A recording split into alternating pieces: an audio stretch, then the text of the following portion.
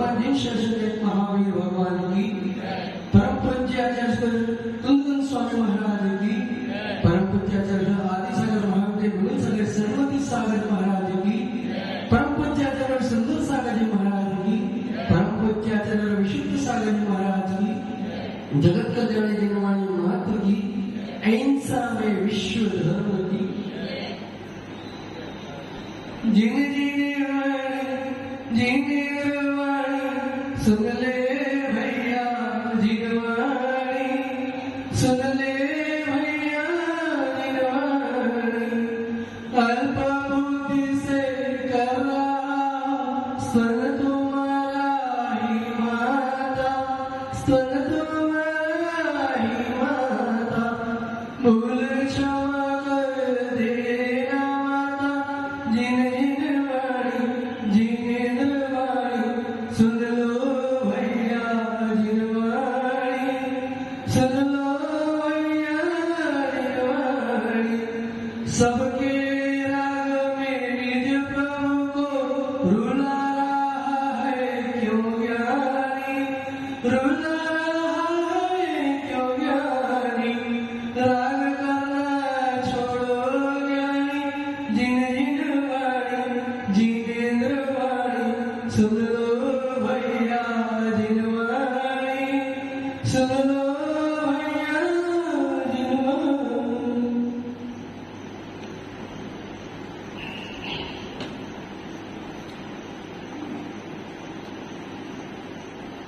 जो लक्ष्यभूत है उस पर स्थिर हो जाना, जो लक्ष्यभूत है उस पर स्थिर हो जाना और लक्ष्य से दूर हो जाना। लेकिन हमको यही पता नहीं है कि हमारा लक्ष्य क्या है। राजू भैया क्या लक्ष्य है आपका? गुरु से तो इधर मेरा लक्ष्य इतना है कि पंच परमेश्वर में मेरा नंबर आए। इसमें पंच परमेश्वर में मेरा नंबर आए। मेरा परमात्मा इन दो पर लक्ष्य करके शेष लक्ष्य निश्चय हट जाओ। मैं और मेरा परमात्मा बस इन पे दो पे लक्ष्य रखो, बाकी सबसे हट जाओ। यदि निज ध्रुव आत्मा का कल्याण करना चाहिए तो आत्महित निज के ज्ञान को शुभ भाव में लगा दो, अपने भावों को शुभ ज्ञान में लगा दो। लेकिन 2 महीने होने आए, पता नहीं शुभ भाव बन ही नहीं रहे। मन से मुख से नमोकार बसता है, फिर भी क्रियाभूत पाप भूत चल रही है। चल रहा है नमोकार तो जब भी रहे हो, लेकिन हमारी क्रियाएं वो पाप भूत ही चल रही है। इसका मतलब क्या हुआ? मुंह में रहा, बगल में, अब समझ जाओ मतलब क्या। भीतर में जान रहा है कि मैं गलत कर रहा हूं, भीतर में जान रहा है कि मैं गलत कर रहा हूं, रोता भी है, पछताता भी है, फिर निज को रोक नहीं पा रहा है, मोह के वश, विद्यार्थी के वश। जानते सब है, लेकिन हम रोक नहीं पा रहे अपने आप को। बस वही कौन सा स्थान? भैया पांचों इंद्रियां स्वस्थ है, शरीर स्वस्थ है, तो इसलिए क्या करना है आपको? मात्र अणुव्रत महाव्रत धारण कर लेने चाहिए। व्रत हो जाओगे, व्रत हो जाओगे तो मात्र पश्चाताप ही बचेगा और कुछ भी नहीं बचेगा। निज वैभव को पाना चाहते हो तो, अगर निज वैभव को पाना चाहते हो तो निज वैभव को पाना चाहते हो तो इस वैभव को छोड़ना पड़ेगा। कितना वैभव है हमारे पास? कुछ भी नहीं, तुच्छ है। वैभव बनना है तो वैभव को छोड़ना ही पड़ेगा। आपको एक कहानी बताता हूं। ये कहानी नहीं, हकीकत है। मिथ्यार्थ से सम्यक में आने की। भैया बैठे कहा जाते? अच्छा बुला है, मिथ्या से सम्यक में आने की कहानी। एक युवा था, करीबन 40-50 साल पहले की बात है। युवा था, वो मिथ्या में इतना भटक चुका था। वो जिस समाज में रहता था, यही जहां वो रहता था, वहां पे मात्र चारों बाजू में वही अन्य मत वाले लोग रहते थे। सातों देवी देवताओं की पूजा करना, पता है सातों देवी नहीं, आपको सब पता है। तो इतना मिथ्या में भटक चुका था कि उससे बाहर निकलना नहीं था। बस उसके अंदर एक था, विनय मिथ्या। सारे भगवान एक जैसे हैं, इसमें एक भी फर्क नहीं है। न आदिनाथ में फर्क मानता था, न हनुमान में मानता था, राज्य में शिव शंकर किसमें भी फर्क नहीं मानता था। सबको एक समान मानता था और उसकी श्रद्धा दिनों दिन मजबूत होती जाती थी। एक समय ऐसे हुआ, उसकी छोटी बहन थी, शहर में रहते थे, छोटी बहन थी, उसके दोनों हाथ और पैर लूले हो गए। डॉक्टर को बताया, दवाई की, कोई फर्क पड़ने का नाम नहीं। अब गांव में आए, किसी जीव ने कहा, भैया आप फलाने जगह पे जाओ। मैं बता दो, सब लोग आप जाते भी हो शायद, अब झुका कि नहीं झुका पता नहीं। सावला के पास आगे कौन सी देवी है?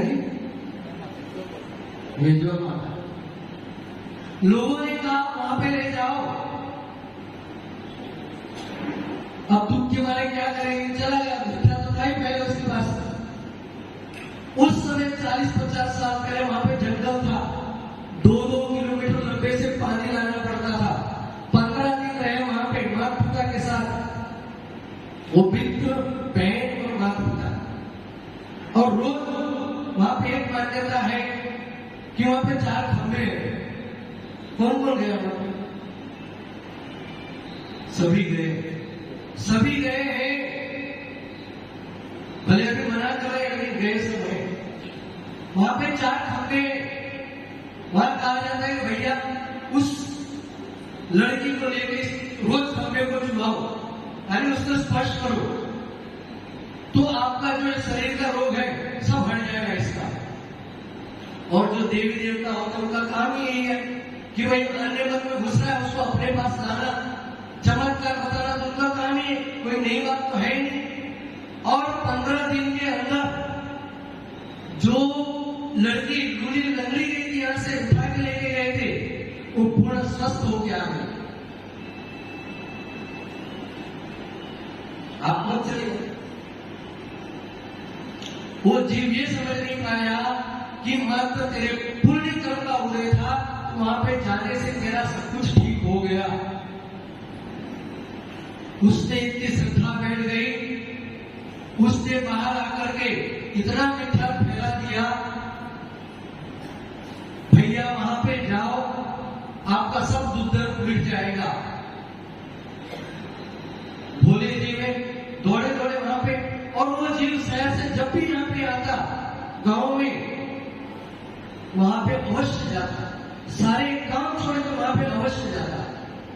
और वहां पे गर्दी कब रहती है? भाई कब रहती है? बताइए, दो जा तो रहेगा। ओह, कितने भोले बहुत बड़े। रविवार के दिन, और शायद सागवाड़ा के लोग भी यहाँ पे कुछ सामान लेने के लिए वहां पे जाते हैं।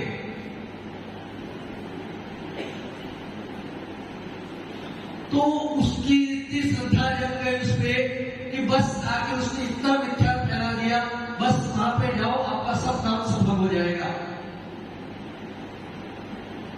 वो जीव ऐसा भी था जो शहरों में, अब आपका हुआ है ना उत्सव, सुनो, गणपति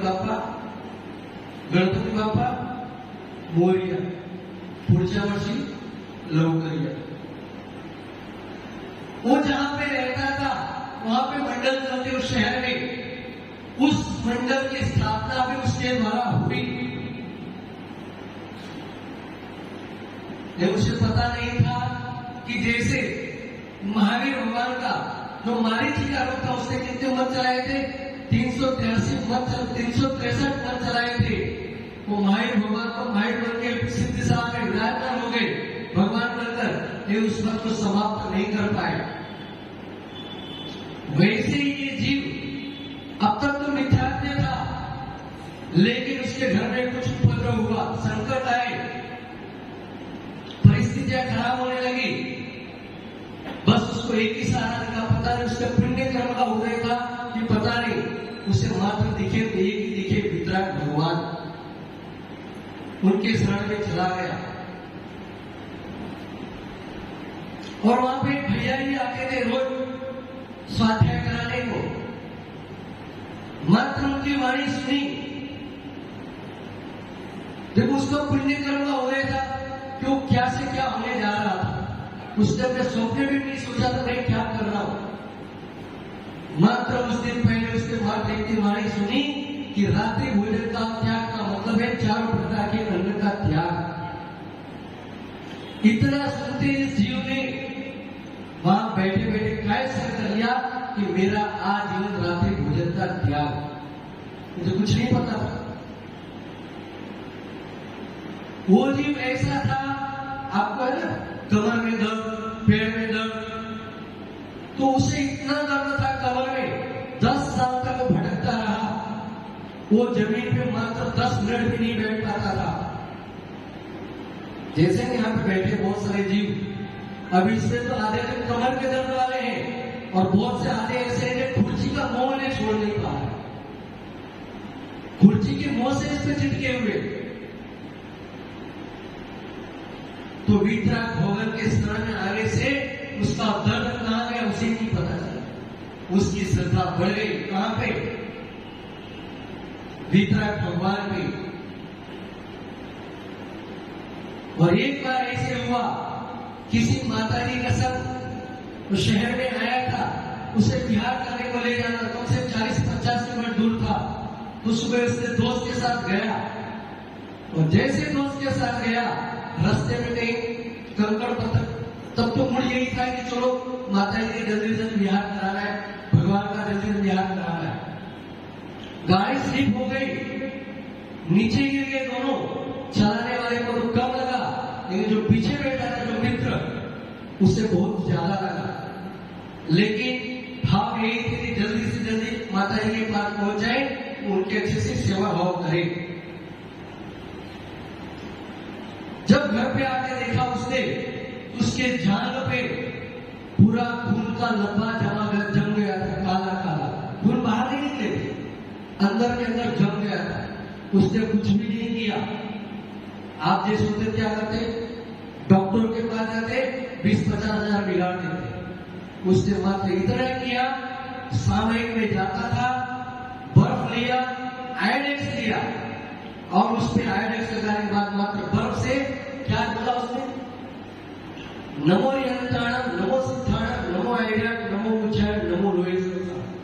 50 मिनट तक, 48 मिनट तक बस उसी को जपता रहता। और 15वें दिन उसने देखा उसमें पैर का दाग सब कुछ गायब हो चुका था। उसे इतनी श्रद्धा जम गई वितराग भगवान पर, वो सोच रहा था कहां मैं भटक रहा था। और वहीं पे आचार्य श्री का आगमन हुआ नागपुर में, उनके दर्शन किए, उनकी छवि देखकर मन बदल गया। जाने के बाद पहले दर्शन से उन्हें मात्र इतना ही कहा, हे भगवान मुझे तो रत्नत्रय धारण करना है। क्या करना है?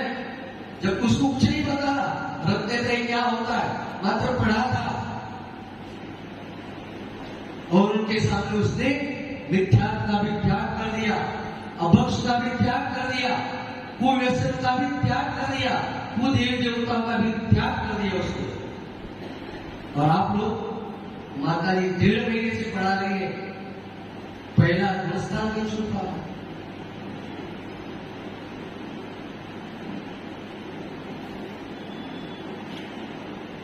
आचार्य जी ने आशीर्वाद दिया। आचार्य जी ने कहा महाराज जी मुझे कुछ भी नहीं आता इससे।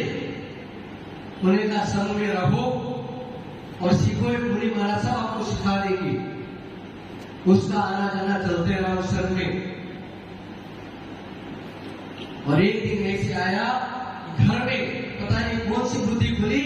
घर में जितने भी विद्यार्थी के कुदेवी कुदेवता कुशास्त्र कुगुरु के जितने भी फोटो वगैरह थे सब उठाए, तस्वीर वगैरह शास्त्र वगैरह, और नदी किनारे पे जाके उनसे इतना ही कहा आज तक तो मैं आपको पूज रहा था लेकिन आज मुझे सच्चे देवादी देव मिल चुके हैं, मैं आपका सबका त्याग करता। कर सकते हो आपने तो 1.5 महीने से पढ़ा रही है माता जी आपको, वो तो कुछ जानता भी नहीं था। मिथ्यात्व क्या होता है, अपक्ष क्या होता है। बस भाव एक ही थी उसके, हृदय में धारण करना है। आचार्य जी ने इतना ही कहा भैया अपने घर के सारे काम करके आ जाओ फिर देखेंगे। बस धुन एक ही थी, हृदय में धारण करना है। निरंतर आगे बढ़ते रहा भाव उसके विशुद्ध होते रहे, उनके विशुद्ध होते रहे।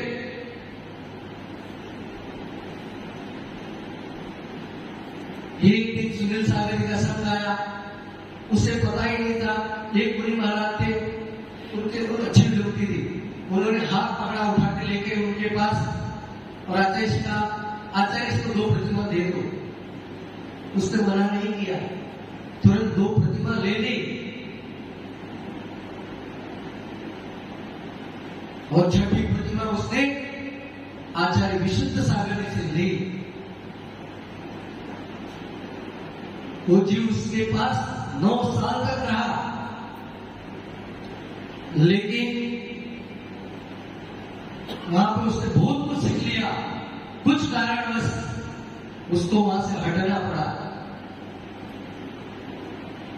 ऐसे हम मिथ्यात्व में भटक चुके हैं कि हम वहां से निकलना नहीं चाह रहे थे।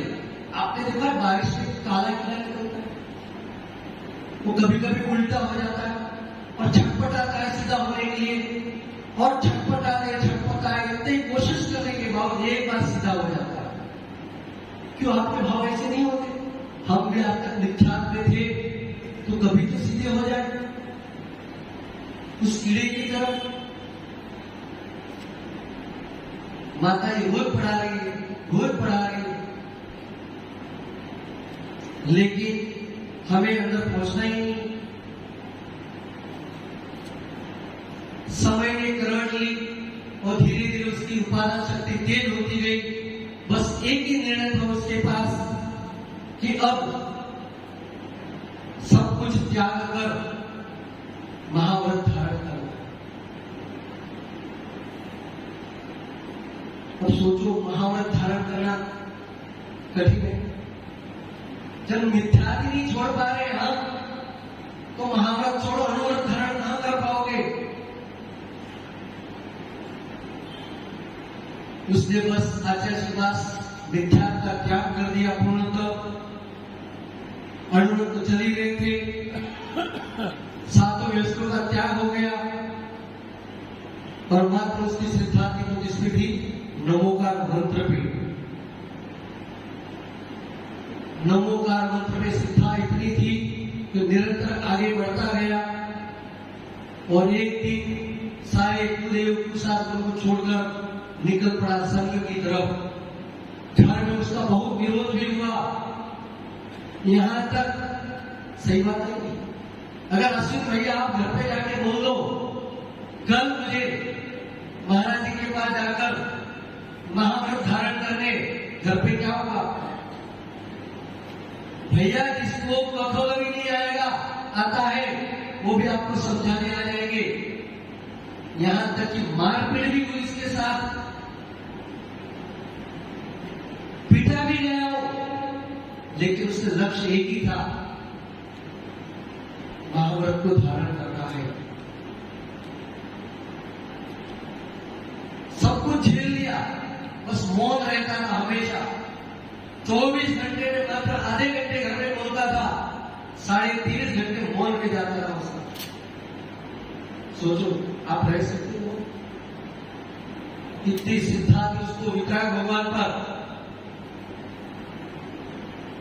यानी यहां कहा गया है कि एक बार वितराग को नमन करने से 1 लाख वेश्याओं का गमन करने जितना पाप लगता है।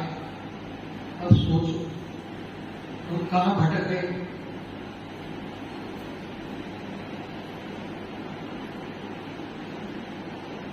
बस इस भटकल से हमें निकलना है। धीरे धीरे उसने सब कुछ त्याग करते करते एक समय ऐसे आया, उसने महाव्रत धारण कर लिया।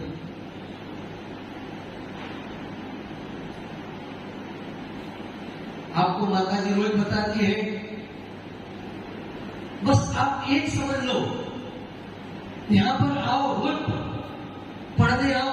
इतना तो समझ में आ रहा है, मुझे कुछ भी समझ में नहीं आ रहा। इतना तो आता है कि नहीं? इतना भी अगर समझ में आ गया तो बहुत कुछ है। यानी मुझे कुछ भी समझ में नहीं आता, बस इतना भी समझ में आ गया तो भी आपके लिए एक दिन आगे बढ़ने का काम हो सकता है। और एक कहानी नहीं है, यह हकीकत है। जो कल तक जीव वहां नीचे बैठा करता था, आज ऊपर आके बैठा है। इसके कारण वहां कितनी श्रद्धा जगती उस पे, वितराग भगवान पे। आपको श्रद्धा ही नहीं है?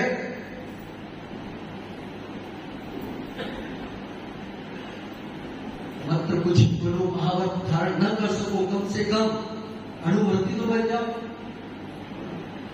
अणुव्रती बन नहीं पाए तो कम से कम माता जी कितना सिर खपाती रोज आपके पीछे।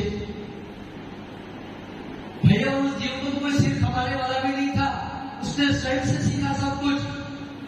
मात्र इतना करता था, जहां पे मैं आचार्य से मोहित होते थे वहां पे पहुंच जाता, आना जाना चलते रहता था। और सब कुछ उसने एक दिन वितराग का पूर्ण त्याग कर दिया और उसने महाव्रत को धारण कर लिया। कर सकते हो? और उसका वितराग इतना अंदर घुसा हुआ था कि 7 दिनों में 7 देवी देवताओं को पूछता था। लेकिन सोमवार को बता भी दो, नहीं बताओगे? शिव जी, मंगलवार को गणपति, बुधवार को कोई है, गुरुवार को साईं बाबा, शुक्रवार को संतोषी माता, शनिवार को शनिदेव और रविवार को